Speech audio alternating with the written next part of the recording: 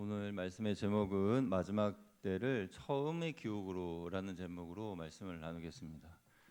여러분, 처음의 기억, 우리의 삶을 돌아볼 때에 나의 첫 번째 기억 중에 마음을 설레게 하는 그런 기억들이 있습니다.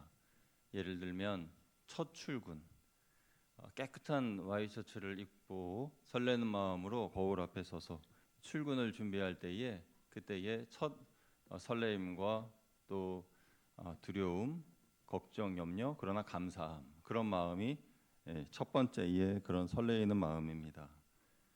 또 눈에 넣어도 아프지 않을 첫 아이가 태어나서 나의 손가락을 그 작은 손으로 꽉 잡아주었을 때, 그때 그 벅찬 감격을 여러분 모두 다 기억하고 계실 겁니다. 그렇게 시간이 흘러서 빛바랜 사진첩을 하나씩 둘씩 넘기다 보면 야, 이때 참 좋았지, 그런 이야기 하면서 그때의 기억을 떠올리며 미소를 짓기도 합니다. 그렇게 그때의 모습을 기억하며 미소를 지을 수 있는 이유는 그때는 가식이 없었고 계산이 없었고 순수한 열정이 있었고 진심으로 가득했던 순간이기 때문에 그럴 것입니다. 오늘 헌신 예배를 드리시는 우리 안수 집사님들에게도 그런 눈부신 처음이 있었습니다. 여러분이 처음 안수 집사님으로 안수 받으실 때 그 복된 날을 기억해 보십시오. 머리에 손을 얹어 안수 기도를 받으실 때에 하나님께 무릎을 꿇고 눈물 흘리며 기도했던 그 순간 말입니다.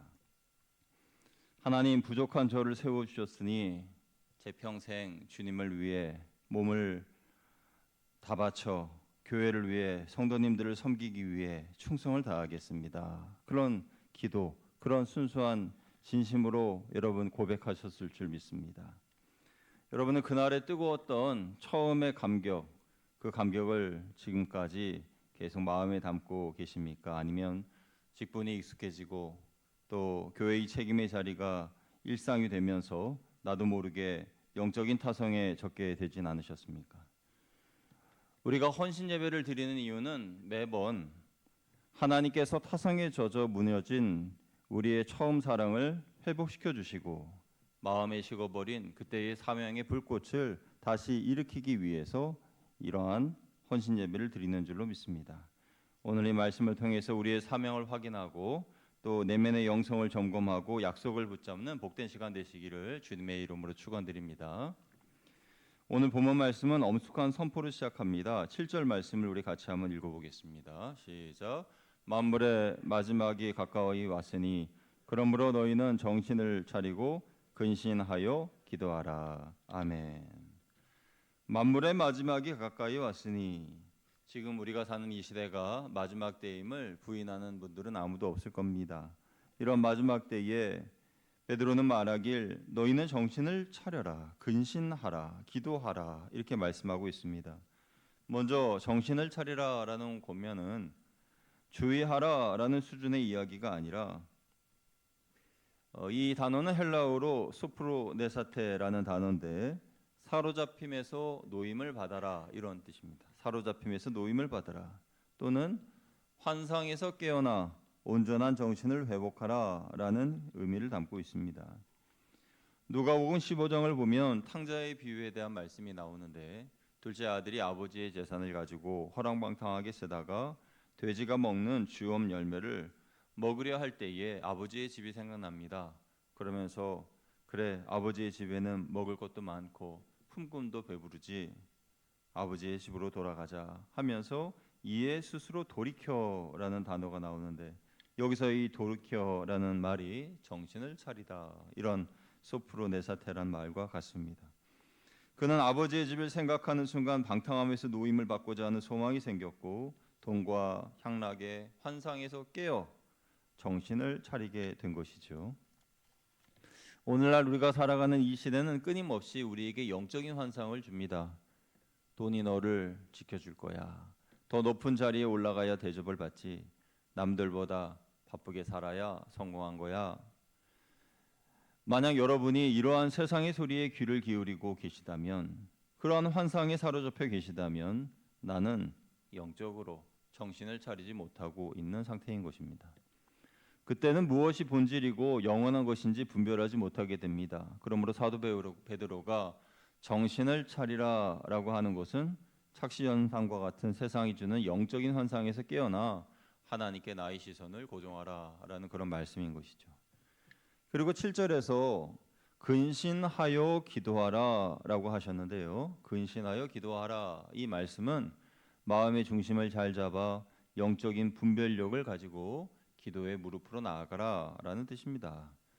우리 교회의 안수 집사님들은 교회를 위한 영적인 파수꾼으로서 우리 교회를 지키기 위해 기도를 많이 하시는 분들이 되시기를 주님의 이름으로 부탁을 드립니다. 그 기도로 교회는 더 든든히 세워져 갈 것이기 때문입니다. 만약 기도의 불이 꺼지게 되면 봉사는 노동이 되어서 어떤 봉사든지 힘들게 그 일을 감당하게 되고, 기도의 능력이 사라지면 직분의 자리는 감동의 자리가 아니라 의무감의 자리가 되는 것이죠. 그러므로 오늘 이 시간에 혹시라도 내 기도의 무릎이 무뎌졌다면 다시 그 기도의 자리로 나아가 내 영혼을 깨우는 기도의 파수꾼이 우리 안수 집사님들뿐만 아니라 저를 비롯해서 모든 분들에게 함께 하시기를 주님의 이름으로 축복합니다. 우리 교회의 영적인 파수꾼으로서 안수 집사님들은 다음에 세 가지가 있는지를 확인해 보시길 바랍니다. 첫 번째는 세대와 세대를 잇는 뜨거운 사랑이 내게 있는가, 이것을 한번 확인해 보십시오. 우리 8절 말씀 같이 읽어보겠습니다. 시작. 무엇보다도 뜨겁게 서로 사랑할지니 사랑은 허다한 죄를 덮느니라. 아멘. 섬김의 가장 중심에 있어야 하는 영성의 덕목은 사랑입니다. 베드로는 그 사랑을 뜨겁게 하라라고 말씀했습니다. 이 구절의 뜨겁게라는 단어는 에크테네라는 단어인데, 운동선수가 결승점을 통과하려 할 때에 마지막 최선을 다해서 힘을 내는 것을 말합니다. 그러니까 결승선 앞에서 스케이트 선수가 자신의 발을 앞으로 쭉 내밀면서, 그러면서 그 신발의 날이 먼저 들어가기 위해서 발을 쭉 내밀지 않습니까? 그렇게 힘을 다하는 것, 자기의 모든 힘을 다해서 마지막 그 통과하는 그 공간에 힘을 내는, 그리고 육상 선수가 달리기를 하다가 마지막 그 결승선 들어가기 전에 자기의 목을 쭉 내밀잖아요.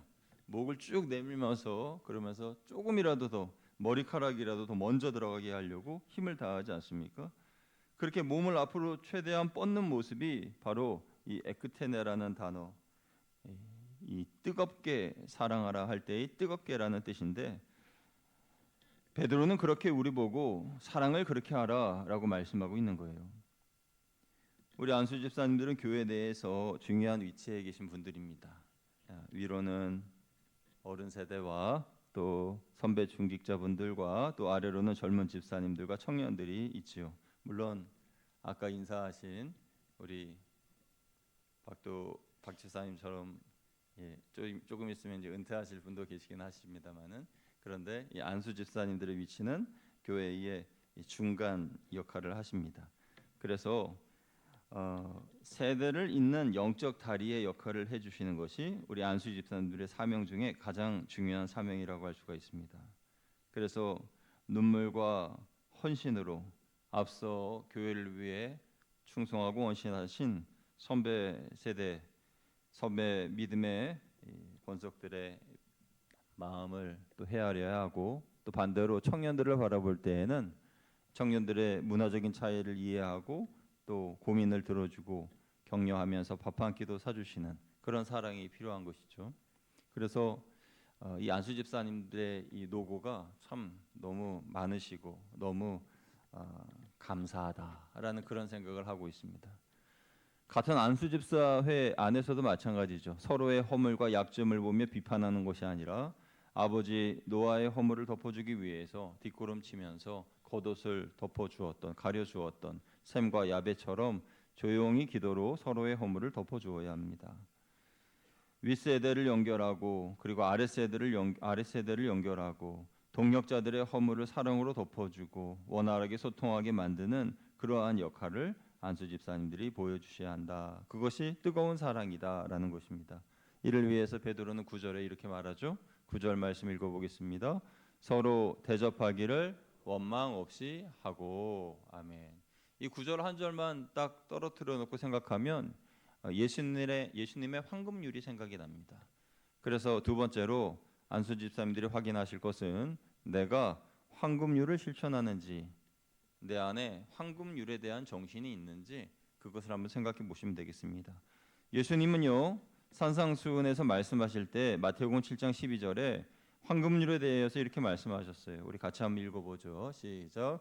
그러므로 무엇이든지 남에게 대접을 받고자 하는 대로 너희도 남을 대접하라. 이것이 율법이요 선지자니라. 아멘. 황금률은 뭐 성경에 황금률 이렇게 딱 단어가 있지는 않지만 황금 같은 율법이다. 그래서 사람들이 황금률이라고 했어요. 그래서 황금 같은 율법, 그것은 내가 대접을 받고자 하는 대로 남을 대접하라는 것입니다. 내가 칭찬을 듣고 싶은 대로 남을 칭찬하고, 내가 존경을 받고 싶은 만큼 남을 존경하고 존중하고 그렇게 하라는 것이죠. 그래서 안수집사회의 섬김의 정신이 예수님이 말씀하신 이 황금률의 정신 위에 서 있어야 한다는 것입니다. 우리가 황금률의 정신을 잊고 교회 안에서 섬기려 할 때에 자칫 원망과 섭섭함이 시험으로 찾아올 수 있습니다.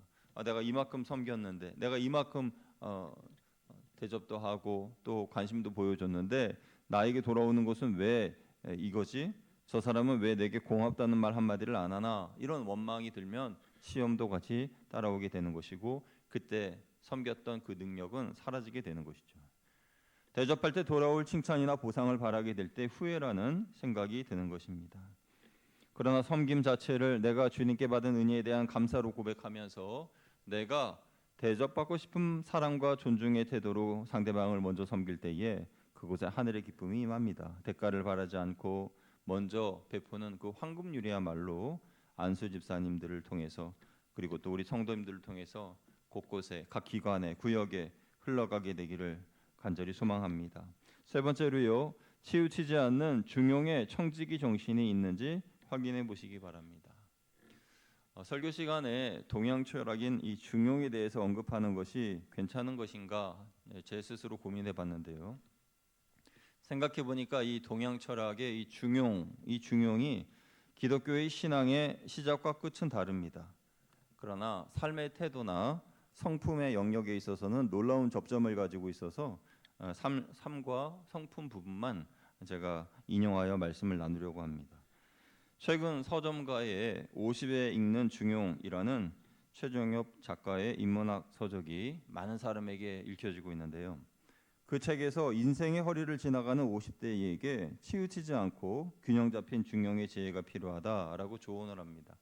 그런데 놀랍게도 오늘 사도 베드로가 본문에 말씀하신 것과 같이 우리 교회의 중직자들에게 요구되어지는 이 영성도 바로 치우침이 없는 균형 잡힌 선한 청지기로서의 정신이고 영성이다라는 것입니다. 우리 10절 말씀 같이 한번 읽어보죠. 10절 시작. 각각 은사를 받은 대로 하나님의 여러 가지 은혜를 맡은 선한 청지기 같이 서로 봉사하라. 아멘. 베드로는 우리를 일컬어 하나님의 여러 가지 은혜를 맡은 선한 청지기라 그랬습니다. 청지기는 내 것이 아니라 주인의 것을 맡아서 관리하는 사람을 말합니다.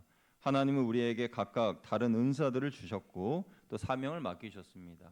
그런데 그 은사를 치우치지 않고 또 유연하게 감당하고 또 누가 더 나은 은사를 받았다라는 자기 주장 없이 예수 그리스도라는 기준점에 맞춰서 선한 청지기 같이 봉사하는 것이, 그것이 중용의 가르침과 많이 닮았어요. 그래서 이 중용에는 5가지의 중의 지혜가 있는데요. 한번 살펴보겠습니다. 우리 스크린에 보여주시면은 중용에서 말하는 5가지 중은 다음과 같습니다. 첫째는 정중이라는 것입니다. 이 정중은 마음의 중심을 바르게 잡는 것입니다.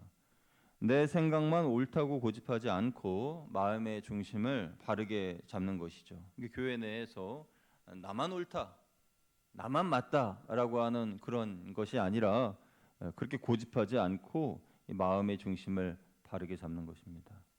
시중은요, 때와 상황에 맞게 적절하게 행동하는 것이죠. 교회의 행정과 사역 속에서 하나님의 타이밍을 분별할 수 있어야 됩니다. 집중은 양극단에 치우치지 않고 핵심을 붙드는 것입니다. 개인 감정이나 무리를 만들어서 한편으로 치우쳐지지 않고 그리스도의 본질을 붙잡는 것입니다. 활중은 상황을 경직되게 만들지 않고 유연하게 살려내는 것입니다. 교회 내에서 법과 원칙만을 내세워서 공동체를 차갑게 만드는 것, 그것만이 아니라 은혜로 사람을 살려낼 수 있어야 된다는 거죠. 사랑으로 허다한 허물을 덮을 수도 있어야 한다는 것입니다. 적중이라고 하는 것은 과하거나 모자라지 않고 관역의 한 가운데를 맞추는 것인데, 열심히 과하여서 독이 되는 사람도 있고 독선이 되는 사람도 있고 게을러서 모자라는 사람도 있습니다. 그러니까 어떤 일에 대해서는 정말 최고로 열심히 다해가지고 과할 정도로 열심히 하고, 또 어떤 면에 있어서는 그건 나는 관심이 없는 부분이야 하면서 거들떠도 보지 않는 그런 일이 있어서는 안 된다는 거죠. 어떤 일이든 교회 안에서의 주의 일은 균형을 맞추면서 열심을 다해야 된다라는 것입니다. 교회 안에서 서로 다른 은사를 가진 지체들이 모여서 서로를 인정하면서 양극단으로 치우치지 않고 서로의 부족함을 메워줄 때에 교회 공동체는 평안하고 든든하게 세워질 줄로 믿습니다. 이렇게 자신의 사명을 확인하고 내면의 영성을 점검하다 보면은 우리의 마음 한 구석이 좀 무거워집니다. 벌써 분위기가 많이 무거워졌습니다. 어떤 권사님이 목사님 오후 예배는 좀 졸리니까 좀 웃긴 얘기 좀 해주세요.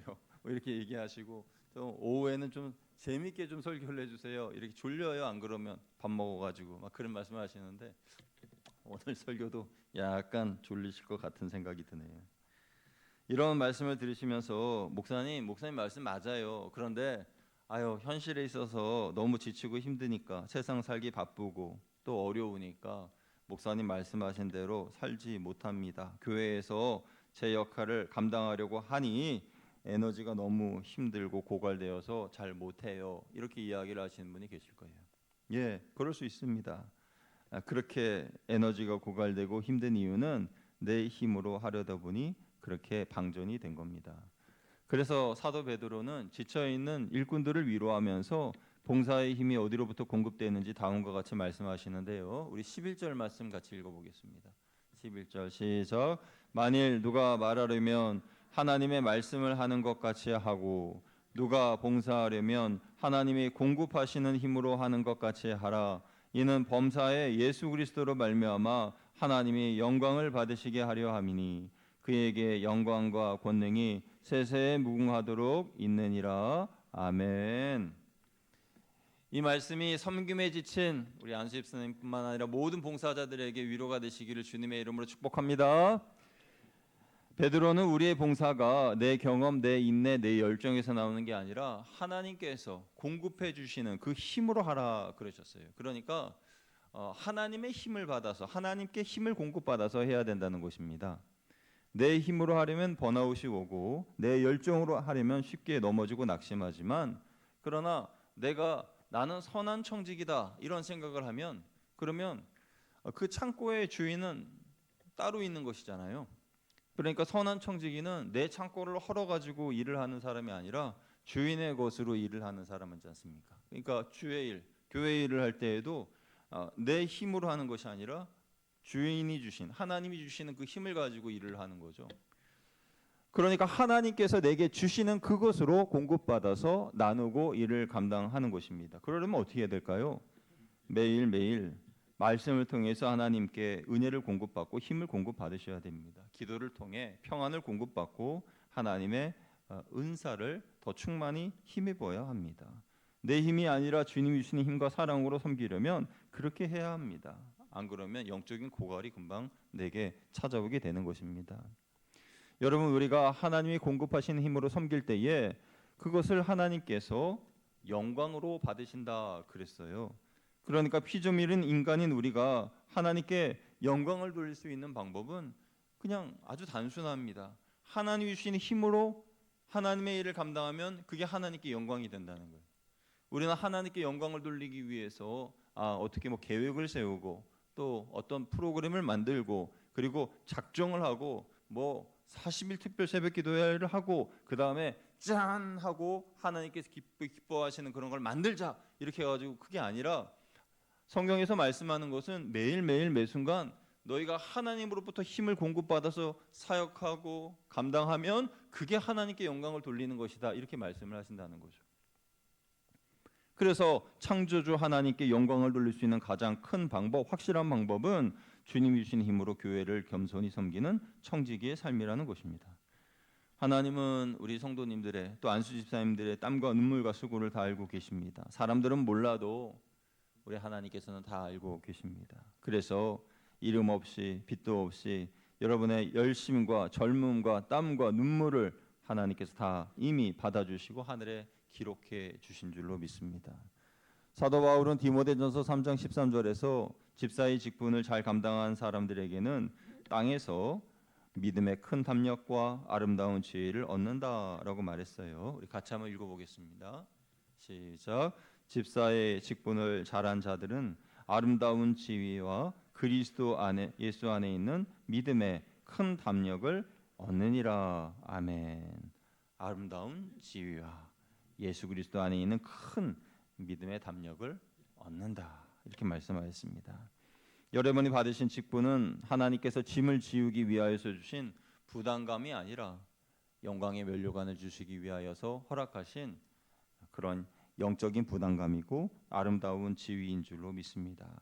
그래서 사랑하는 안수 집사님들과 오늘 함께 예배드리시는 모든 성도님들께서 처음 마음 그리고 처음 기억, 처음 주님과의 그 사랑 그리고 첫 사명의 감동 그거를 잊지 않는다면 우리가 천국 가는 날까지 하나님께 주시는 은혜로 귀한 사명을 감당할 줄로 믿습니다. 그 마음 그대로 하나님께 나아가는 저와 여러분 되시기를 주님의 이름으로 축원드립니다. 함께 기도하겠습니다. 하나님 아버지 감사합니다.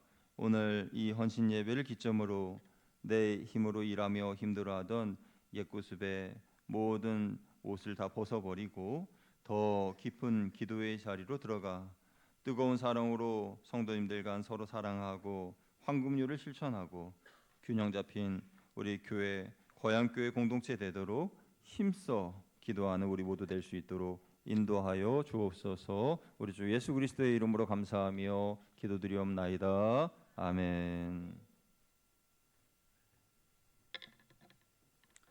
귀한 말씀